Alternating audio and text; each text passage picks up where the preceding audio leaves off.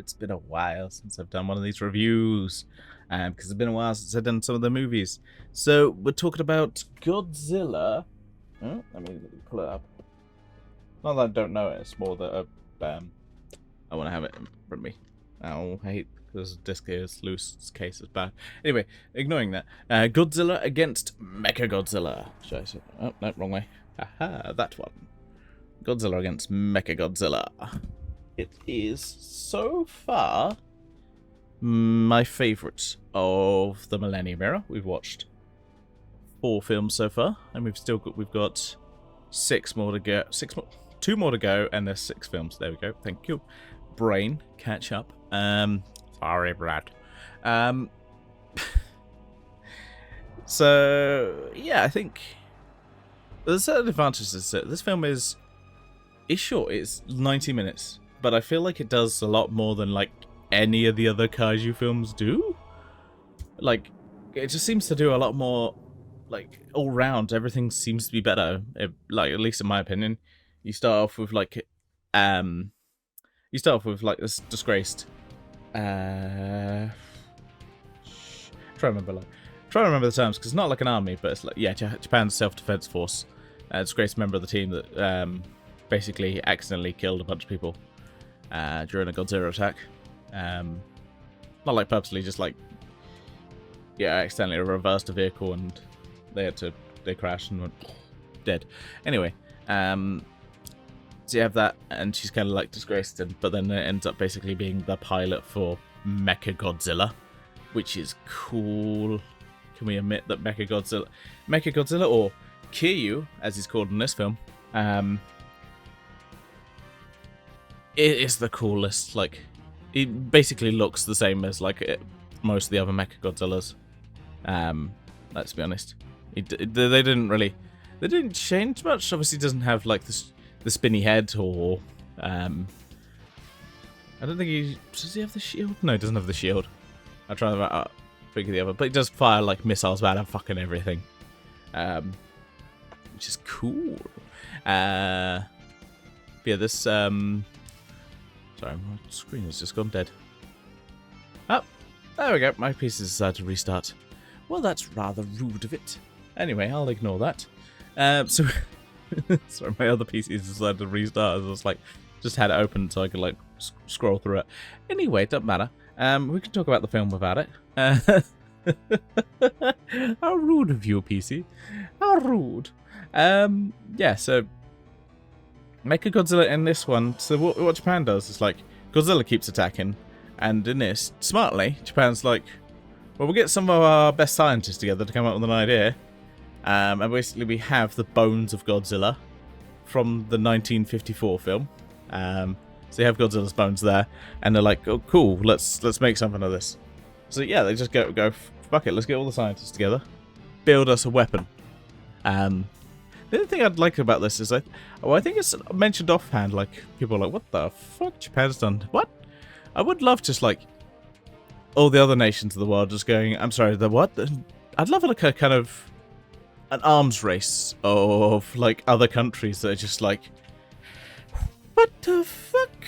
We need to build some kind of a Mechagodzilla, or, you know, we need to build some kind of kaiju thing. I'd love to, I mean, maybe I'm thinking just to, like, have a mech anime. Anyway, that's probably what I'm thinking of. But yeah, they build Mechagodzilla on the bones of the old Godzilla. Yeah, the only problem with this is the Godzilla goes nuts, because he has, like, a DNA brain or something. So he goes fucking nuts and just destroys a whole bunch of shit. And eventually they get him under control. They repair him. So he doesn't do that. Because, yeah, it's rather annoying. But this Godzilla has, like, a absolute zero cannon, which is so cool. Which, yeah, basically freeze. What, does it freeze Godzilla? Yeah, I think it does freeze Godzilla. And yeah, but it's one of the, like, strongest weapons they've got. Just, it's so cool. It's so cool. I'm a big fan of Mechagodzilla. Like, Mothra and Mechagodzilla are my favourites. I can't deny it. I love them. Yeah, Godzilla goes nuts. Try to control him. As you do. But yeah, no, Mechagodzilla just goes ham, and destroys a bunch of shit. And I do like the fact that it's like they kind of deal with a little bit of politics, which makes sense because, you know, you'd have to get funding for this kind of stuff. Though, yeah, funding would surely be pretty easy to get. If your country keeps getting constantly attacked by kaiju, your country's going to be like, yeah, should we do something about that? Yeah, no, we'll do something about that. So I do like that avenue. Yeah, one of the main scientists has like a daughter who is kind of there to like be adorable, and also to kind of link the two main characters. You have this kind of female pilot guy and the male scientist. I'm bad with names, so I'm not gonna even bother saying names because I'm just gonna get them wrong. So just go. Let's not bother. So yeah, I won't bother there. But it's basically to link those two kind of characters together, because she's kind of like sad and just get reassured by Pilot Lady, who the Pilot Lady gets constantly like kind of attacked by people that don't like her for basically ended up accidentally murdering a bunch of people, really. Which, yes, fair. It's kind of fair. But also apparently she's like the best pilot, so it's kind of one of those things of just like, yeah, we got no one else, so you're in. It's that kind of trope of just like, well, you're the best one for this job, we've got no one else who can do this. It's like, really? No one? How bizarre.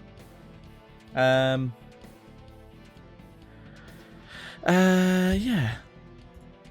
Like I said, I think it's the points. Some spoilers in this, like Godzilla doesn't get killed, but they do get in a really good fight with Mechagodzilla. And yeah, like I said, this movie, I mean, even if you don't like it, it's 90 minutes. You're like, you're done. And you know, some of these movies, they take like 20 minutes. 20 minutes? 2 hours, I think, and they barely like do anything in the film. And this one establishes like the main female character, Pilot Lady, Kaiju Pilot Lady. They established like a bunch of, yeah, her kind of backstory. They established the scientist man. They established like the daughter. They established like the whole kind of politics behind this. They established so much in this film, and then yeah, obviously they established kind of a little bit of Godzilla and a little bit of Mechagodzilla. Actually, quite a bit of Mechagodzilla because obviously it's the whole thing. But yeah, they established so much in this film, and you're like, what? How is this film? This should be like a blueprint for like most of the other films. I think this film treats a lot of the Showa era stuff canon, like some of the movies and stuff. It treats them as like canon. Though I haven't seen a definitive list. I think it's mostly like offlines of dialogue that people going, yeah, see this bit is established. Okay. But even like Godzilla's design in this looks cool. I think from what I read, like this is the kind of design they basically have used for Godzilla for a lot of the kind of outside media and kind of the established look for Godzilla, at least for now. Yeah, honestly, this is quite possibly one of my favourite Godzilla films because it does so much. And there's not, like, I can't really point to much about it that I find weak. You know? You're just, like, you have an, like, initial fight, and yeah, you have her, like, this woman just, like, jumping into battle. Because basically they control, like, Mechagodzilla via, like, a plane for most of it. And yeah, then she just kind of pilots Mechagodzilla, from within the actual, thing itself, and she just like jumps into like Mechagodzilla, and just jumps in the middle of the battle. I was like, fucking badass. And yeah, like I said, I think honestly, this might be one of my favorites, like at least top 5 so far. I think this might be like top 5 Godzilla films. And I don't say that with hyperbole. I think it is honestly one of the best ones. Like, I do like the Heisei era and how all the films are connected and all those kind of things. And yeah, I think this one and the next film we'll be talking about is connected together. And yeah, some other old stuff is connected to this, but yeah, I mean, I would like a guide. I'd like some kind of canon guide to it, but whatever. Yeah, I've talked enough about this film. It is honestly one of my favourites. I highly recommend it. Yeah. Anyway, that's enough of me rambling. Next time we're going to be talking about Godzilla Tokyo SOS, which, yeah, is a sequel to this film. Which is these are the only 2 films in the Millennium Era that are connected. All the others are not connected to anything. Just these 2 films. So I look forward to seeing it. Which I am actually going to see this later tonight. As I'm recording this. So that's why I'm wearing the exact same clothes as I am in a video next week.